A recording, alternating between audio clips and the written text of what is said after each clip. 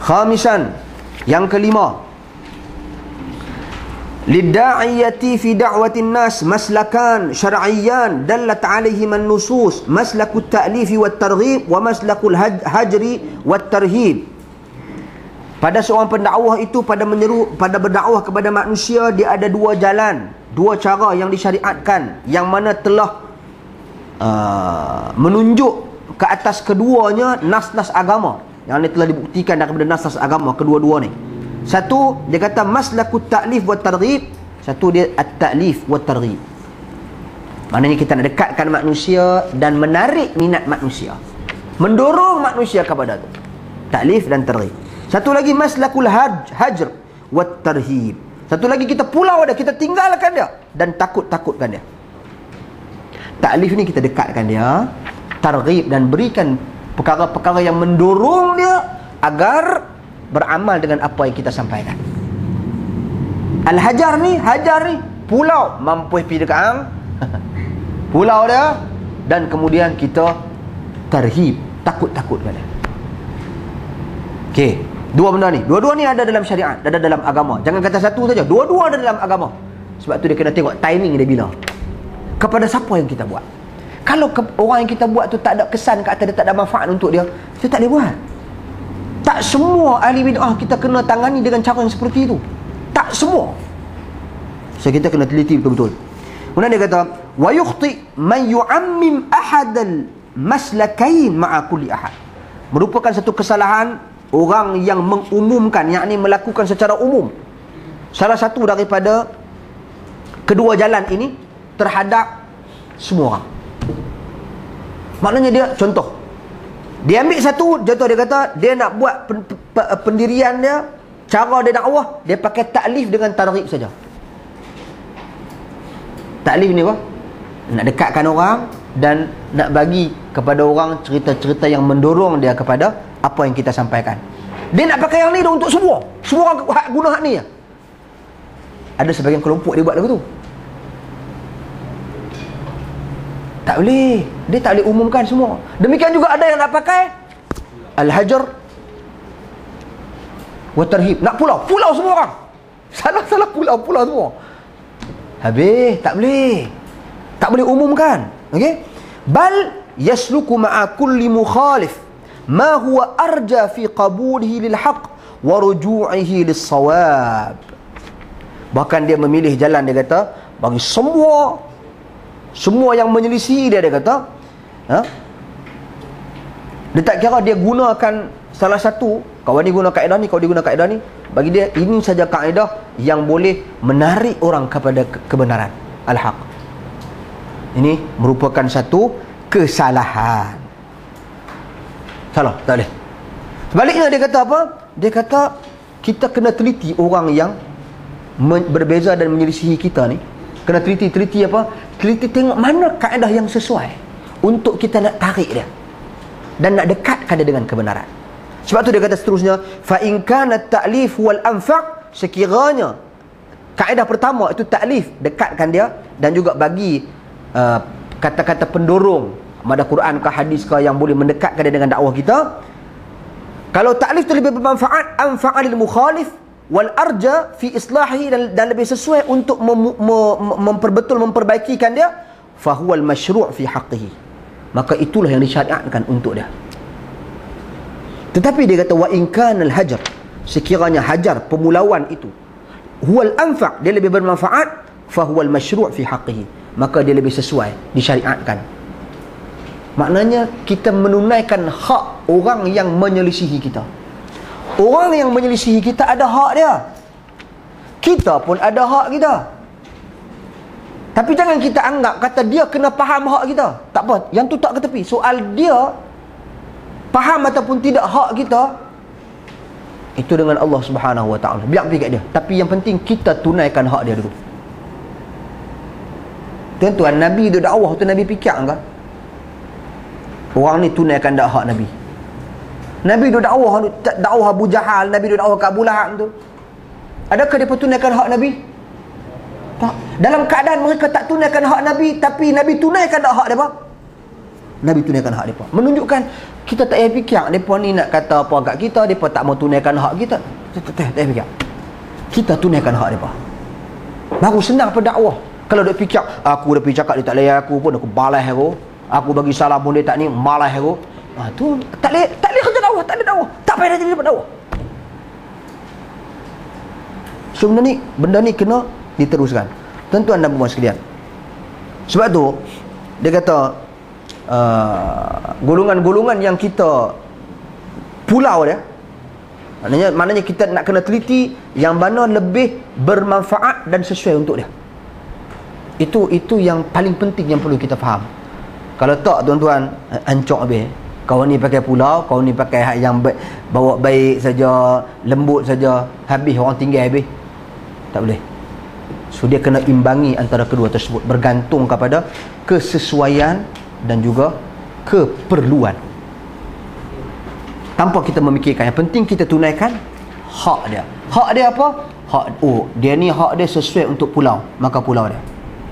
Ni hak dia apa? Hak dia ni lebih sesuai untuk kita nak kena dekat dengan dia, maka kita dekatkan dengan dia. Semua ni ada petunjuk daripada Nabi. Sebab tu kita kena tengok nas secara keseluruhan. Jangan tengok nas hak pulau saja, kena tengok nas juga hak yang lembut, hak yang mendekatkan dengan Nabi, dekatkan mereka dengan Nabi SAW. Ada semua. Waktu Syekh Ibrahim dia tulis ni, dia teliti semua ni. Dan dia kata, "Faman salaka maslaka at-ta'lif ma'a man yushra' fi haqqihi al-hajar, fahuwa muqassir mufrid." Siapa-siapa yang memilih jalan taklif, maknanya dekat, dia nak lembut, okey, dengan golongan-golongan yang sepatutnya disyariatkan pada hak dia tu adalah pulau. Kena pulau sepatutnya. Tapi dia pergi guna pendekatan yang tak apa, kita toleransi, kita lembut, maka sebenarnya dia apa? Dia muqsir. Maka dia telah muqsir, maknanya kurang. Dia telah memilih jalan dan cara yang tidak berkesan dan merugikan. Tuan-tuan dan puan sekalian, mufrid ni maknanya dia ifrat tafrid. Ya, maknanya dia dari sudut rendah ataupun bawah, kurang, maknanya tidak berkesan. Dia takkan jadi berkesan. Dan demikian juga waman salaka maslakal hajar, dan barang siapa yang pilih jalan yang mana padanya pulau, dia pulau, tapi orang yang sepatutnya, orang yang dia dakwah tu, ma'aman yusyra' fi haqqihi ta'lif, dia tu sepatutnya tak boleh pulau. Kita kena taklif, dekatkan dia dengan kita. Kalau tak, rugi dakwah kita. Nampak? Tak bermanfaat untuk dakwah kita. Fahuwa munaffir mutasyaddid. Dia ni naknya menjadikan orang jauh daripada agama, dan dia mutasyaddid, keras sangat. Syadid, mutasyaddid. Yaqulu Syekhul Islam Ibn Taimiyah, dia kata, Ibn Taimiyah rahimahullah berkata, wa hadzal hajar yakhtalif bi ikhtilafil hajirin fi quwwatihim wa dha'fihim wa qillatihim wa kathratihim. Pemulauan ni dia kata berbeza berdasarkan perbezaan orang-orang yang memulau itu. Orang yang nak pulau tu, contoh, siapa yang nak pulau ni? Hang siapa? Yang nak pulau ni rupanya orang ulama besar di kalangan. Okey, fine. So tukang yang nak pulau ni, dia kata Ibn Taimiyah rahimahullah, dia berbeza pada apa? Kekuatan dia, kelemahan dia, sikitnya dan banyak dia. Kalau yang pulau tu lebih lemah, yang nak pulau tu lebih lemah daripada orang yang dia nak pulau kan. Orang yang nak pulau kan tu orang berkedudukan, orang rujukan dalam masyarakat. Dia ni kok kampung ni, tuan-tuan dan puan, tak ada apa pun. Dok ada minum kopi, kita pulau kau ni. Dia ni, tuan-tuan, apa keberkesanan pulauan tersebut? Lepas tu kena tengok sikit dia banyak kau. Katakanlah contoh, walaupun dia ni orang popular, katakanlah orang yang menyelisihi kita ni, orang memang dia ni memang teruk, memang pemikiran dia sesat dan sebagainya. Ni kita, yang kita nak pulau ni, tuan-tuan dan puan sekalian, kita tengok juga, kita ni minoriti ke kita ni majoriti. Kita tengok ni Ibn Taimiyah kata, kita perhatikan semua. Kalau kita ni ciput 3 orang, depa 500 orang dalam kampung tu, kita pulau ada apa?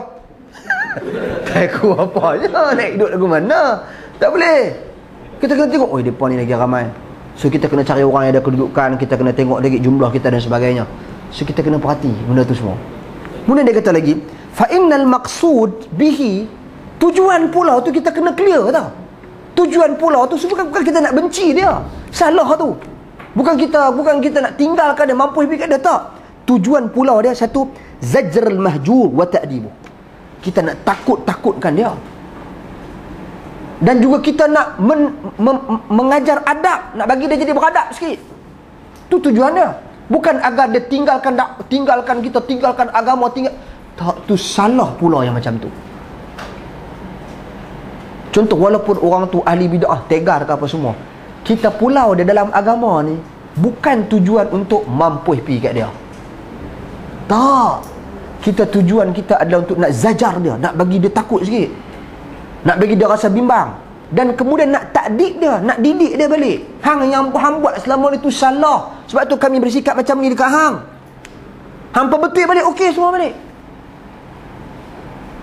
Itu tujuan dia. Dan kemudian dia kata waruju'ul 'ammati an mithli halihi, dan supaya orang ruju'ul 'ammah an mithli halihi fa idza kanatil maslahah fi dhalika, dan juga agar masyarakat umum, dia kata, supaya masyarakat umum ni tak, bila kita pulau ni, supaya masyarakat umum ni tak kembali, supaya masyarakat umum tak menjadi kekal seperti mana keadaan dia. Tuan-tuan dan puan sekalian, maknanya ada kesan bila kita pulau tu, oi, tak boleh ikut rupanya cara macam ni. So mereka tinggalkan perkara tersebut. Mereka tinggalkan ruju'an mithli halihi. Sebelum ni orang bersama-sama dengan dia, sekarang orang tinggalkan dia kerana kesan daripada, oh, Tok Syekh ni yang buat pulau kat atas ni padan pun, Tok Syekh ni ilmu tinggi, masya-Allah, kita tak sepatutnya ikut dia tu. Jadi masyarakat tinggalkan dia. Maknanya nak kena fikir impact ni bila kita nak buat pulau orang ni. Pulau ni bukan saja pulau, dia bermaksud meninggalkan dia.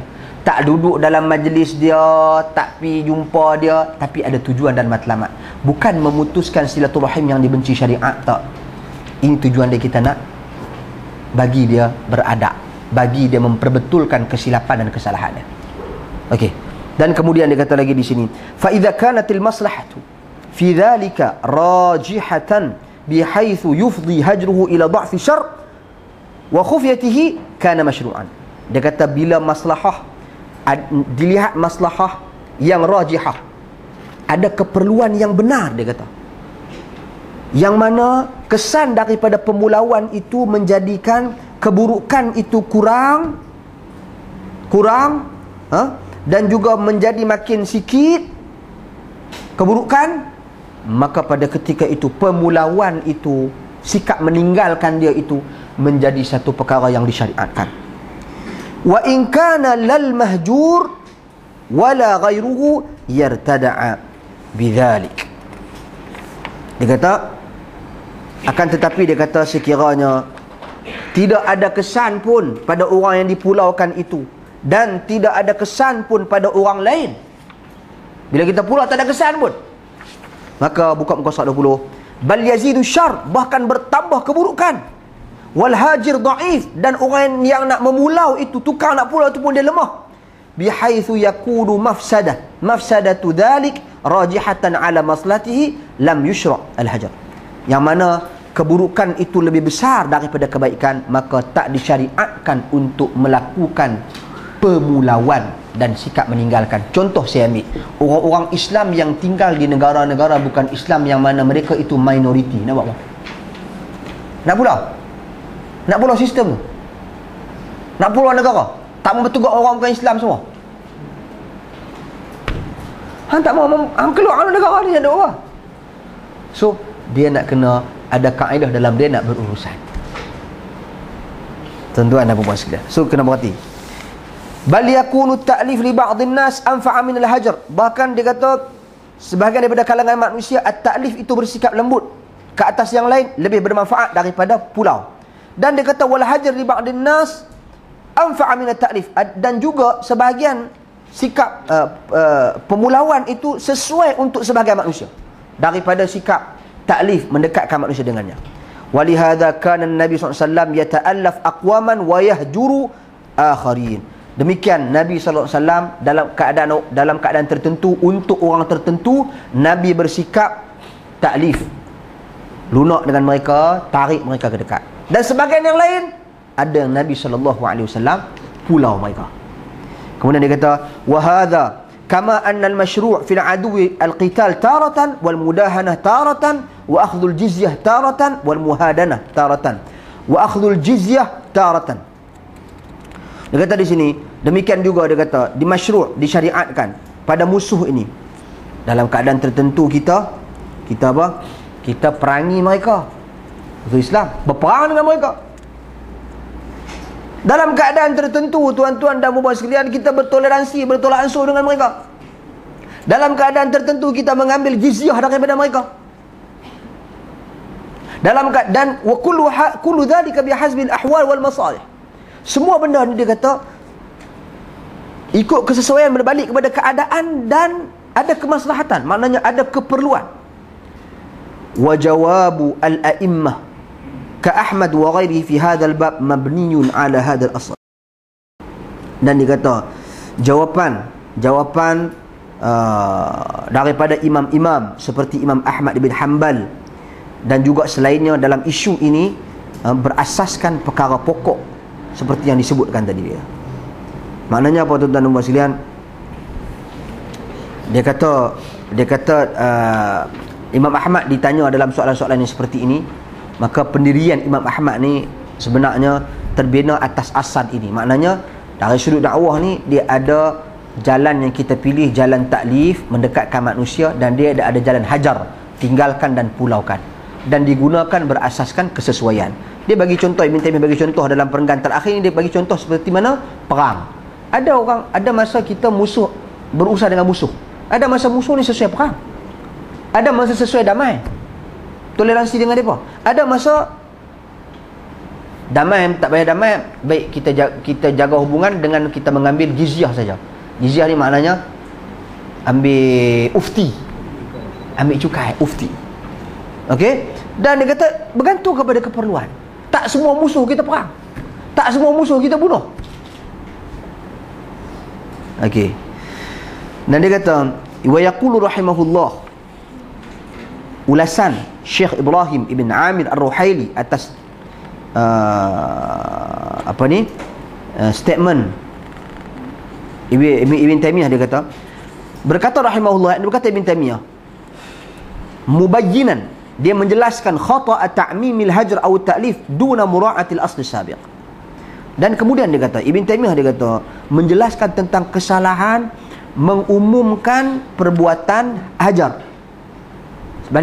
Selepas ni saya tak terjemah dah. Hajar ni maksud dia pulau atau tinggalkan atau abaikan. Taklif mendekatkan, melunakkan. Itu beza antara hajar dengan taklif. Lepas ni saya tak terjemah dah. Saya cakap hajar saja. Dia kata kesalahan mengumumkan hajar ataupun taklif tanpa meraihkan hukum asal yang lalu. Hukum asal tu apa? Ada keadaan tertentu kita buat macam ni, ada keadaan tertentu kita buat macam ni. Bergantung pada keadaannya. Itu hukum asalnya, bukan dipraktiskan secara keseluruhan. Mari dia kata apa? Dia kata Ibn Taimiyah, fa inna aqwaman ja'alu dhalika 'amman fasta'malu min al-hajar wal inkar ma lam yu'maru bihi fala yajibu wa la yustahab. Wa rubbama taraku bihi wajibat aw mustahabbat wa fa'alu bihi muharramat. Wa akharuna a'radu 'an dhalika bil kulliyah falam yahjuru ma umiru bihajrihi min as-sayyi'at al-bid'iyyah. Ada sebagian kaum dia kata menjadikan benda ni umum. Pulau umum, hajar umum, taklif umum. Maka dia gunakan hajar dan juga ingkar pada tempat yang sebenarnya dia tak diperintah dan tak disuruh melakukan hal tersebut. Dia tak disuruh pun untuk buat benda tersebut. Dan kemungkinan dia kata fala yajib wala yustahab, tak wajib dan tidak dituntut pun perkara ni untuk dilakukan perkara tersebut. Dan kemungkinan dia tinggalkan pemulauan itu, sedangkan orang tu buat benda-benda yang haram, dan dia tinggalkan benda-benda yang wajib, dia tinggalkan benda-benda yang mustahab, yang dituntut, dan dia buat benda-benda yang haram. Okey? Dan juga kumpulan lain pula meninggalkan berpaling secara keseluruhan, dan mereka ni pula tidak buat pemulauan langsung, sedangkan mereka dituntut untuk hajar perkara-perkara yang sayyiat, perkara-perkara yang buruk, yang bid'ah. Satu golongan yang mana mereka ini mengumumkan pelaksanaan, melakukan secara umum pelaksanaan pulau, hajar dan ingkar, sedangkan mereka tak dituntut pun benda tu, melakukan benda tersebut. Okey. Dan satu lagi golongan yang mana mereka ini tak dituntut pun untuk sebab minta maaf, satu lagi golongan yang mereka dituntut untuk pulau tapi mereka tak pulau pun. So dua kumpulan dan golongan yang berbeza. Jadi kita kena faham, tuan-tuan dan puan-puan sekalian, kita nak buat hajar ataupun nak buat taklif bergantung kepada keadaan dan keperluan, setelah ditimbang tara maslahah dan mafsadahnya, kesan baik dan kesan buruk. Wallahu a'lam.